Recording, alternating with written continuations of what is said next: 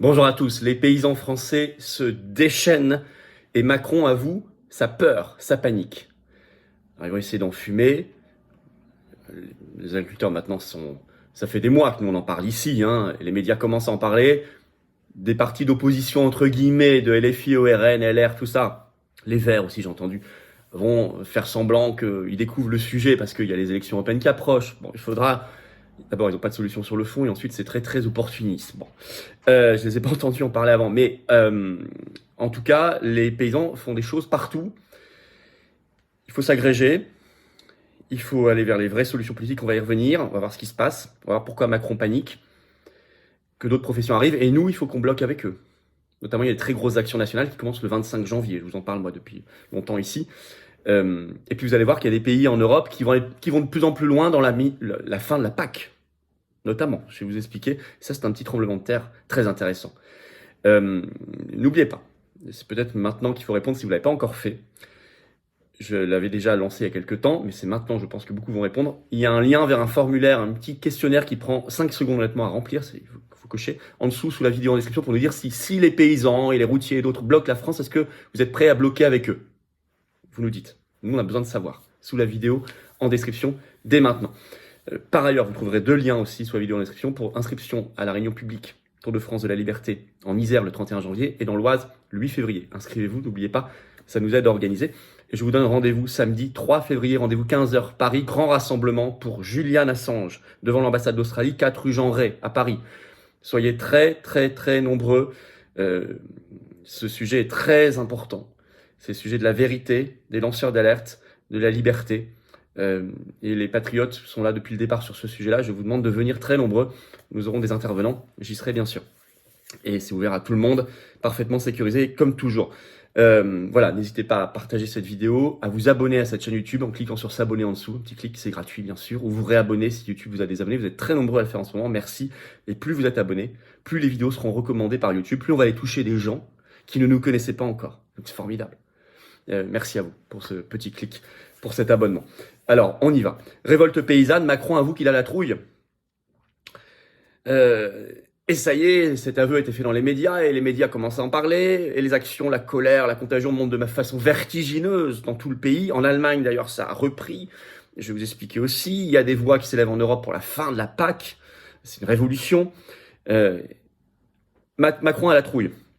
Alors, la confidence a été faite dans Politico, qui est très suivi dans les sphères médiatiques. C'était une de leurs éditos, de leur lettre d'information, le 18 janvier. Le titre, « Les agriculteurs fichent la frousse au président », en parlant, je cite, d'alerte à l'Élysée. Ce qui préoccupe le président, un effet boule de neige. Mais il va l'avoir, sa grosse boule de neige, vous allez voir. Je cite toujours la crainte d'une contagion et d'un nouveau mouvement social type gilet jaune. Il flippe, admet très cash un soutien du président, je cite, « Le tout crée une ambiance un peu fébrile, reconnaît-on au ministère de l'Agriculture. Cela pourrait dégénérer avant les européennes selon un soutien du président. » France Info, ce 20 janvier matin, évoque exactement la même chose. Très grosse préoccupation du côté de l'Élysée. Alors il va tenter d'enfumer, il y a une dépêche AFP ce 20 janvier qui nous alerte. L'Élysée a fait savoir, je cite, que le président de la République, Emmanuel Macron, a demandé au préfet d'être à l'écoute des agriculteurs, d'aller à leur rencontre ce week-end. Là, la belle affaire, la belle affaire. Je suis pas sûr qu'ils vont être très bien reçus partout, vu la politique qui est menée et le soutien de Macron aux politiques européistes et mondialistes, on va y revenir. Dramatique pour la souveraineté agricole et alimentaire française, parce que la clé, elle est là. Pas pour rien qu'on est allé il y a plusieurs mois faire une opération coup de poing devant Bayer Monsanto sur la privatisation du vivant, la souveraineté agricole et alimentaire. Vous savez, il faut anticiper tout ça. Les patriotes anticipent à fond et agissent. Alors, il y a des actions, c'est vrai, qui montent partout.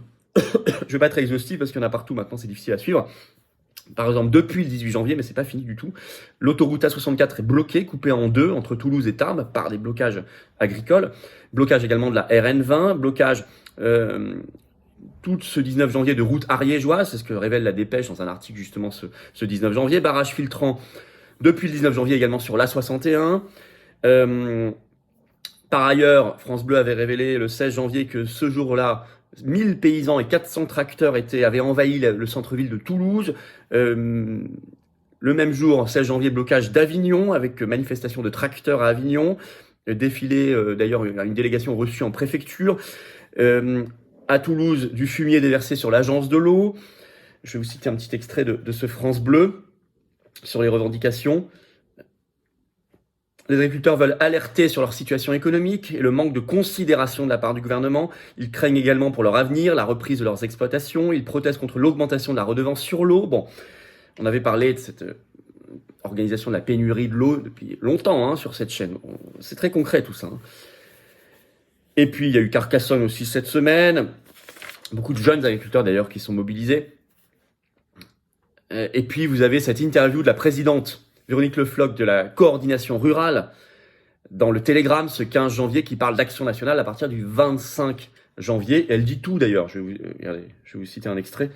Le journaliste lui demande « Quel est le point commun à tous ces mouvements de mécontentement ?» Et elle répond « Toutes les agricultures sont touchées de la même façon parce qu'aujourd'hui la politique est commune. Même si elle est renationalisée, les grandes lignes sont dictées par l'Europe et dans tous les cas, elles nous conduisent à la déproduction parce qu'elles nous privent de moyens de production sans tenir compte de la pollution liée aux importations. Merci, libre-échange. Ce n'est que du non-sens. On ne peut pas avoir une agriculture régressive. » Je rappelle 2 suicides de paysans par jour en France depuis des années. Près de 25 exploitations agricoles qui mettent la clé sous la porte chaque jour en France depuis 10 ans. Bon. Alors, d'autant qu'en Allemagne, ça se poursuit très très fort. Berlin complètement bloqué de nouveau ce 19 janvier avec cette fois une manifestation de camions, plus de tracteurs bien sûr, mais notamment à l'appel de l'industrie du transport, rapporté par le Berliner Zeitung ce 18 janvier. Beaucoup veulent dormir dans leurs camions et passer le week-end à Berlin là en ce moment, c'est écrit. Grand rassemblement de camionneurs, et par exemple il y en a eu un ce 19 janvier là à midi devant la porte de Brandebourg.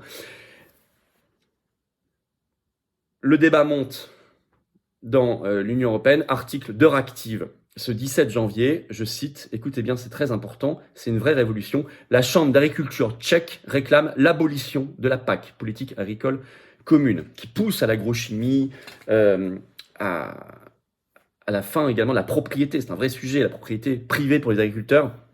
Je vais vous citer un extrait de ce Euractiv. La Chambre d'agriculture de la République tchèque soutient les protestations des agriculteurs allemands contre les réductions de subventions et déductions fiscales, appelle à l'abolition complète de la politique agricole européenne, a déclaré son président Jan Dolezal dans un communiqué officiel publié ce 16 janvier.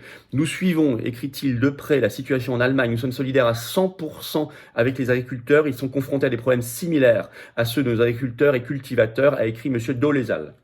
Fin de la PAC. Le Monde écrit d'ailleurs dans un article le 20 janvier, parce que ça y est, la presse s'y intéresse enfin. J'ai compris, il ne faut jamais lâcher l'affaire, vous voyez, il ne faut jamais lâcher.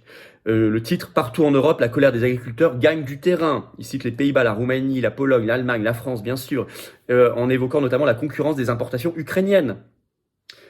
Dans Euractiv, on va voir qu'il parle d'objectifs aussi, ce président de Chambre d'agriculture tchèque. Je vous cite un autre extrait. Notre objectif commun est une agriculture digne, équitable, viable. Nous ne voulons rien de plus.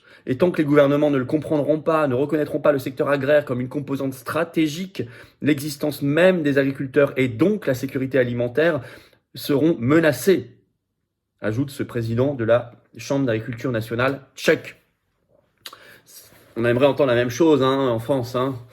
C'est extrêmement important là, ce qui se passe. Si Macron a peur, c'est qu'il faut y aller à fond et encore plus. Il craint notamment un effet boule de neige, une contagion. Petit formulaire sous la vidéo en description, je vous le redis. Si vous voulez participer à des blocages, vous, s'ils y vont tous. Si nous, on veut participer, on l'a déjà fait, nous, on a déjà bloqué les Champs-Élysées il y a quelques mois, les patriotes, lors du débat sur la réforme des retraites, imposée déjà par l'Union européenne. On l'a déjà fait, on avait reçu les convois de la liberté aussi début 2022, on l'a fait, beaucoup d'entre nous y ont participé. On est là. C'est le concret, c'est le terrain. Ça, c'est la marque de fabrique aussi des patriotes. Il faut coaguler toutes les professions. Mais dites-nous, en remplissant ce formulaire sous la vidéo en description, si vous êtes prêts à participer à ces blocages. Je demande, je vais là en reparler précisément, mais à tous nos référents dans les départements et à leurs équipes, sous la supervision des référents, bien sûr, notamment leurs délégués, de prendre contact, de prendre attache avec un maximum de responsables agricoles dans leur département, de faire la cartographie de ce qui se passe, des luttes, de prendre contact, de voir ce qui se passe, pour avoir une information sur ce qui va se passer, aller, apporter des solutions politiques avec un P majuscule, aller soutenir, s'il y a des blocages, aller participer. Ça, c'est important. Vous voyez, c'est une organisation. Les patriotes, c'est un vrai maillage, donc il faut vraiment en profiter et miser là-dessus. Les enjeux sont évidents. Le libre-échange. Or, le commerce est je répète, Je rappelle, une compétence exclusive de l'Union européenne. Tant qu'on n'est pas sorti de l'Union européenne, on ne peut pas mettre fin au libre-échange dont parlait cette présidente avec justesse de la coordination rurale. Ursula prépare en ce moment l'accord avec le Mercosur, je vous rappelle, qui serait le plus gros au monde, jamais réalisé, dramatique. L'escrologie mondialiste faite de taxes et de normes absurdes, alors que à côté on fait c'est pas la vraie écologie, puisqu'à côté on pollue énormément, notamment avec l'agrochimie et avec le libre-échange. Et on détruit également la protection animale, à laquelle nous tenons tous. L'escrologie mondialiste, c'est l'écologie Davos, c'est de la fausse écologie. Là aussi, il faut détruire toutes les entités mondialistes supranationales, dont l'Union européenne, pour reprendre le contrôle de notre souveraineté alimentaire et agricole, parce que la clé est là. Le droit de propriété doit être défendu. Beaucoup d'agriculteurs ne sont plus propriétaires. Et ça, vous savez à quel point ils attaquent, vision de Davos également, la propriété privée. La concurrence déloyale ukrainienne, excusez-moi, si vous n'avez pas compris, si des gens n'ont pas compris que la perspective, c'est l'adhésion de l'Ukraine, et ses 40 millions d'habitants, et c'est son salaire minimum, son salaire à 150 € par mois, et la concurrence, notamment agricole, dramatique que ça créerait, je crois qu'ils n'ont pas compris. C'est ça la perspective, parce que les États-Unis poussent à ça, et ça ira vite. Il faut se barrer, il faut quitter l'Union européenne. Hein. La gestion de l'eau, le vivant privatisé, les semences et les graines, tout ça on en parle. Ça aussi, il faut reprendre le contrôle. Le faux argent de la PAC, je rappelle que les agriculteurs ne gagnent pas d'argent avec la PAC, c'est faux, il faut leur redire. Je vous le dis à tous, la France verse chaque année 10 à 12 milliards en plus au budget européen qu'elle en reçoit en retour, dont la PAC. Donc si on ne participait plus au budget européen parce qu'on aurait quitté l'Union européenne par le Frexit, on serait largement gagnant, y compris pour les agriculteurs. Mais de toute façon, je crois que les agriculteurs, il faut retrouver un modèle pour qu'ils ne vivent pas de subventions, mais qu'ils vivent de leur boulot, c'est ce qu'ils veulent. Attention donc à l'enfumage macroniste avec ses préfets et les faux amis, LFI, LR, RN, là, Vert, tout ça, qui vont se réveiller, là, subitement, qui en ont jamais parlé, qui ne veulent même pas sortir de l'Union européenne, rien de tout ça. Aucun des partis que je vous ai cités ne veut le faire, et qui vont aller faire des belles images devant les caméras. C'est du pipeau. Enfin, ceux qui aiment bien se faire enfumer se feront enfumer, hein. On n'y peut rien. Enfin, ça fait 40 ans que la France se fait enfumer, on voit le résultat, hein. À un moment, il faut arrêter. Donc, je compte sur vous aussi pour faire voter Patriote le 9 juin aux élections européennes et pour nous battre sur le terrain. Voilà ce que je voulais déjà dire. Partagez s'il vous plaît cette vidéo. Abonnez-vous, réabonnez-vous à cette chaîne YouTube en cliquant sur s'abonner en dessous. Un petit clic, c'est gratuit. Et ça va faire exploser les recommandations de cette vidéo. Et venez vous battre. Venez aux Patriotes. Ici, c'est concret, c'est du terrain, c'est du rassemblement, c'est de l'action, c'est souverainiste, c'est patriote. C'est pour la souveraineté alimentaire et agricole. C'est pour le Frexit. C'est pour l'action. Pour nos enfants aussi. Parce que c'est un aménagement du territoire. C'est une vision de la France. C'est l'âme de la France. C'est ça, son village aussi. C'est tout le monde. C'est notre âme. Venez aux Patriotes, vous battre. Adhérez, premier lien sous la vidéo en description. Ce lien est également en commentaire épinglé, petite fiche maintenant sur l'écran et dans quelques secondes un lien sur l'écran. Faire un don de soutien au mouvement pour nous aider à faire plus d'actions et on va en faire plein. Deuxième lien sous la vidéo en description. Je vous attends. Et en plus, comme adhérent ou réadhérent, vous serez mis en relation avec des gens qui pensent comme vous et qui veulent faire la même chose que vous près de chez vous, en métropole, outre-mer comme à l'étranger. N'attendez plus. Par ailleurs, tout ça, c'est défiscalisé aux 2/3 de vos impôts. Baisse concrète de vos impôts. Vous mettez 100 €, ça fait baisser vos impôts de 67 €. Vous mettez 1000 €, 670 € de baisse d'impôts. Vous mettez 10 €, 6,70 €, etc. Et puis n'oubliez pas, samedi 3 février, 15 h Paris, 4 rue Jean Rey devant l'ambassade d'Australie, parce qu'il est australien, soutien à Assange. Soyez très nombreux, faites circuler l'info. Bravo aux donateurs, aux réadhérents, bienvenue aux nouveaux adhérents patriotes et vive la France.